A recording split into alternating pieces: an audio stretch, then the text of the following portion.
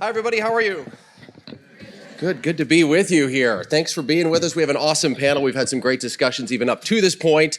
So without further ado, I just want to introduce our panelists here and talk a little bit about this wonderful topic that I think we can all connect with today. And I know we've got a great audience here to listen. So let's move right ahead. I'm going to move right down the panel here. We'll start with this side of the panel. We're going to talk to Verjeigh, Emily, Katie, and Sayar about the big topic at hand today. Let's start with you, my friend. Emily, tell us about what you do and give us an idea of one example of inclusion that you have witnessed in the workplace. Thanks, Jake. Excited to be here. My name's Emily Pelosi. I work for Intuit. I'm the head of employee listening there. So what that means is I run our enterprise-wide surveys and other operating mechanisms that we have for gathering data on employee sentiment and providing those insights back to leaders to drive meaningful change. And on top of that, I run a small research team that also goes really deep into what we hear from employees to help translate that data into insight, into action. So one of my favorite examples of inclusion that I think about quite a bit, it might seem a little mundane, but actually I've really appreciated the push toward more inclusive language in workplaces that we've seen. Intuit has a guide that we've shared with folks on how to use anti-racist language and how to incorporate more inclusive terms in your everyday work life.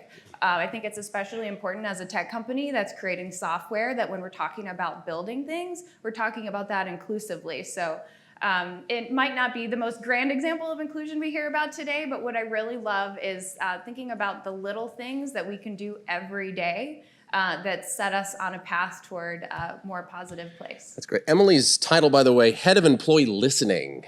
How about that? We don't see that very often. I love that. All right, let's keep moving down the panel here. Sayar, tell us, you're all the way from New York today. Why did you come here? And give us an example of inclusivity that you've noticed. Hi, thank you very much, Jake. I'm Sayar Lonial. I'm the Associate Dean for Public Affairs and Communications for the NYU Tandon School of Engineering. And why am I here? Because one, I've never been to Seattle, so this was an amazing opportunity. So thank you, Seattle. But two, I've been a partner. We have been a partner with from day one from Jump. And I think the work that they do is amazing. And the team that puts it on is just really amazing. And so been sort of a roadshow follower of theirs, speaking in Austin and in Chicago, and got a chance to come out to Seattle. Why is an engineering school here today, honestly, other than wanting to come to Seattle? The reality is that there's a piece of inclusion and diversity, which is that we want to create a campus that represents the borough that we live in, which is Brooklyn. And that's wonderful. And absolutely, we strive for that all the time. And maybe we'll get into that conversation in a little bit. But you asked the question of like, what have I witnessed and what have I seen? Mm-hmm. And to me, and I'll jump off Emily's point of what we're doing technologically, it's actually trying to figure out how we can create diversity and inclusion with the research that our faculty are doing to take it outside of our walls. Mm-hmm. Universities are often called ivory towers, and we want to be as transparent as possible and let everybody in. Sometimes that's hard, so we try to create research projects that actually create a better world outside of ours. And a really good example, and we can get to more later on, but like a really good example is AI, which we're all using more and more, and it's becoming ubiquitous, and we don't really know what it means sometimes, and we get scared of it sometimes, and sometimes we should be. The reality is that these are algorithms that are written by people. So there are inherent biases within the algorithm itself that are not done on purpose. They're inherent, right? It's just the reality.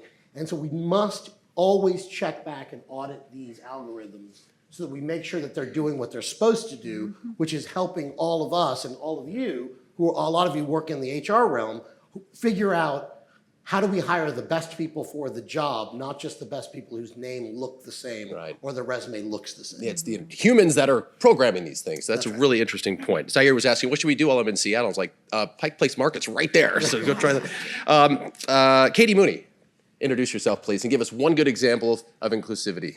Sure. And we stayed on brand for Sayar with the rain. So that's true. Yeah, absolutely. But Katie Mooney, her managing director of Seramount, we get the privilege of spending time with corporations and organizations on helping to advance inclusion in the workplace, whether that's going to be work that we do specifically with our chief diversity officers and their HR leads, HR business partners, whether it's all the things from talent development to thinking about employee resource groups and the efficacy of them, and then finally even into ensuring that your kind of overall comprehensive DEI strategy is intact within the metrics as well to measure our progress.